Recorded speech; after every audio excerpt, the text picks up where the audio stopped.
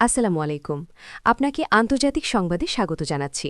শুরুতে থাকছে সংবাদ শিরোনাম। ইরানে ফের হামলা চালাতে যাচ্ছে যুক্তরাষ্ট্র।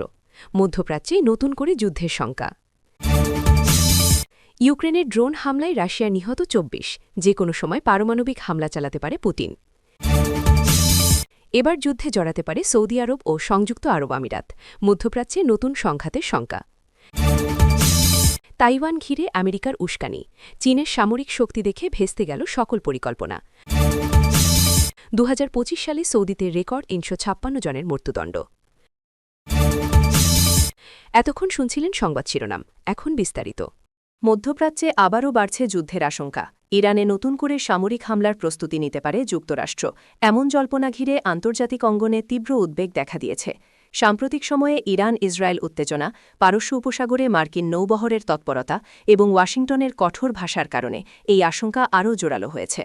মার্কিন প্রশাসনের ঘনিষ্ঠ সূত্র ও পশ্চিমা বিশ্লেষকদের মতে ইরানের পারমাণবিক কর্মসূচি, আঞ্চলিক মিলিশিয়া গোষ্ঠীগুলোর প্রতি তেহরানের সমর্থন এবং ইসরায়েলের নিরাপত্তা ইস্যু সব মিলিয়ে যুক্তরাষ্ট্র নতুন করে সামরিক বিকল্প বিবেচনায় রাখছে।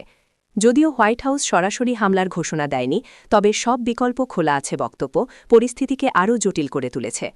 এরই মধ্যে ইরানের বিভিন্ন সামরিক ঘাঁটি ও গুরুত্বপূর্ণ স্থাপনায় সর্বোচ্চ সতর্কতা জারি করা হয়েছে বলে দাবি করছে দেশটির রাষ্ট্রীয় গণমাধ্যম।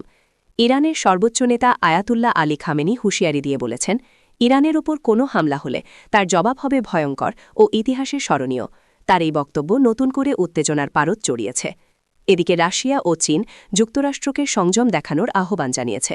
তারা বলছে, ইরানে হামলা হলে গোটা মধ্যপ্রাচ্য অস্থিতিশীল হয়ে পড়বে এবং তার প্রভাব বৈশ্বিক অর্থনীতি ও জ্বালানি বাজারে মারাত্মকভাবে পড়বে। ইউরোপীয় ইউনিয়নও কূটনৈতিক সমাধানের ওপর জোর দিয়েছে। বিশ্লেষকদের মতে এই মুহূর্তে সরাসরি যুদ্ধ শুরু না হলেও যুক্তরাষ্ট্র ও ইরানের মধ্যে শক্তি প্রদর্শন, হুমকি পাল্টা হুমকি এবং পরোক্ষ সংঘাতের ঝুঁকি স্পষ্ট। কূটনৈতিক উদ্যোগ ব্যর্থ হলে পরিস্থিতি যে দ্রুত ভয়াবহ রূপ নিতে পারে তা অস্বীকার করার উপায় নেই। সব মিলিয়ে ইরানে ফের মার্কিন হামলার আশঙ্কা মধ্যপ্রাচ্যে নতুন করে অনিশ্চয়তা সৃষ্টি করেছে। এখন দেখার বিষয়, সংঘাতের পথে যাবে ওয়াশিংটন ও তেহরান, নাকি শেষ পর্যন্ত কূটনীতি উত্তেজনার কমানোর পথ দেখাবে। ইউক্রেন রাশিয়া যুদ্ধে নতুন করে ভয়াবহ মোড় নিয়েছে পরিস্থিতি। রাশিয়ার ভেতরে চালানো একাধিক ড্রোন হামলায় অন্তত ২৪ জন নিহত হওয়ার খবর পাওয়া গেছে। এই হামলার জন্য সরাসরি ইউক্রেনকে দায়ী করেছে মস্কো। ঘটনার পরপরই রাশিয়ার প্রেসিডেন্ট ভ্লাদিমির পুতিন কঠোর প্রতিক্রিয়া জানিয়েছেন, যা বিশ্বজুড়ে নতুন করে পারমাণবিক যুদ্ধের আশঙ্কা তৈরি করেছে। রুশ প্রতিরক্ষা মন্ত্রণালয় জানায়, গভীর রাতে রাশিয়ার একাধিক শহরে ইউক্রেনীয় ড্রোন আঘাত হানে। আবাসিক এলাকা, সামরিক স্থাপনা ও জ্বালানি অবকাঠামো লক্ষ্য করে এই হামলা চালানো হয়। এতে বহু মানুষ আহত হন এবং ব্যাপক ক্ষয়ক্ষতি হয়। নিহতদের মধ্যে বেসামরিক নাগরিকও রয়েছেন বলে দাবি করেছে রাশিয়া। এই ঘটনার পর ক্রেমলিন থেকে দেয়া এক বিবৃতিতে বলা হয়, রাশিয়ার ভূখণ্ডে হামলা মানে সরাসরি যুদ্ধের সীমালঙ্ঘন। প্রেসিডেন্ট পুতিন হুঁশিয়ারি দিয়ে বলেন, রাশিয়ার সার্বভৌমত্ব হুমকির মুখে পড়লে তারা সব ধরনের অস্ত্র ব্যবহারের অধিকার রাখে। বিশ্লেষকদের মতে এটি পারমাণবিক অস্ত্র ব্যবহারের ইঙ্গিত হিসেবেই দেখা হচ্ছে। অন্যদিকে ইউক্রেন সরাসরি দায় স্বীকার না করলেও জানায়, রাশিয়ার আগ্রাসনের জবাব দিতেই তারা প্রতিরক্ষামূলক ব্যবস্থা নিচ্ছে। কিয়েভে রাশিয়া প্রতিদিন ইউক্রেনের শহরগুলোতে হামলা চালাচ্ছে, তাই পাল্টা আঘাত ছাড়া তাদের আর কোনো উপায় নেই।